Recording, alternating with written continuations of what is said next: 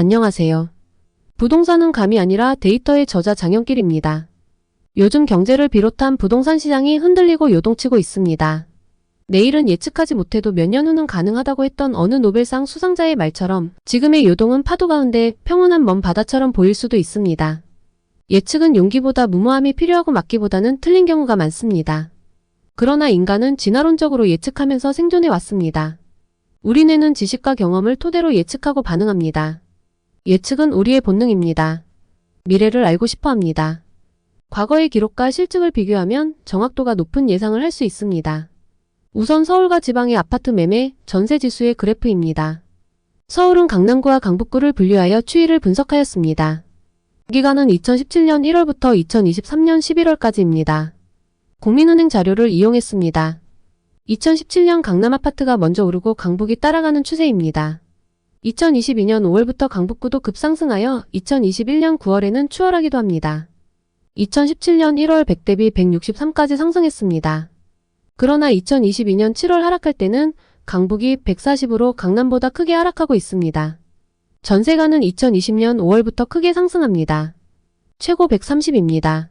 그러다 2022년 7월 하락할 때는 전세 모두 크게 하락합니다.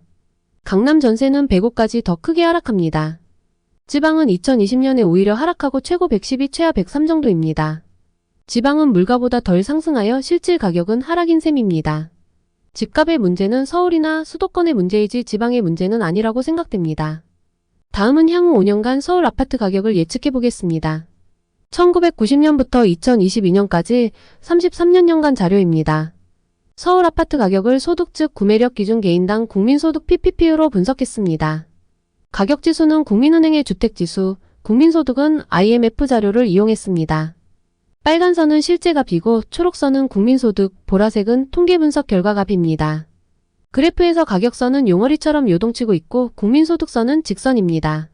그러나 1998, 2009, 2022년은 약간 출렁이었으나 비교적 일정합니다. 분석 결과인 예측선도 국민소득선과 유사합니다.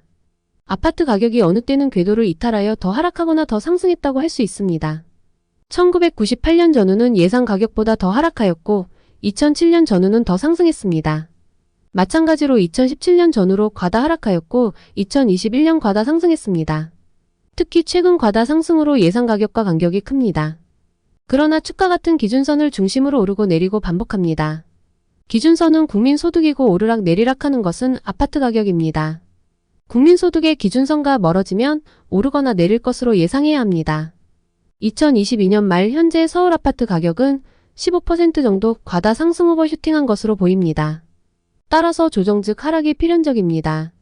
이 하락이 2023년의 단기로 이루어질지 몇 년간 정체로 이어가지는 알 수 없습니다. 과거 1998년, 2008년을 반추해보면 3년에서 8년간 짧은 오르고 내림을 반복할 것으로 예상합니다. 과거의 요인이나 과정도 유사하여 장기 정체로 이어질 가능성이 높다고 예상합니다.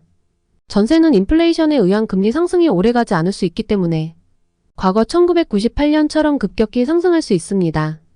더구나 지금의 가격 하락이 과거처럼 경제위기에 의한 것이 아니기 때문입니다. 물론 돌발 변수가 발생할 여지도 있습니다만 주택가격은 홀로 제멋대로 움직이는 것이 아닙니다. 적어도 국민소득이라 중심축을 휘감듯이 오르고 내립니다. 중심축에서 멀어지면 변곡점이 생깁니다. 오르던 선은 내리고 내리던 선은 오릅니다. 우리는 이러한 타이밍을 포착하는 것이 투자의 핵심입니다. 경청해 주셔서 감사합니다. 자세한 내용은 부동산은 감이 아니라 데이터의 책을 참고하기 바랍니다.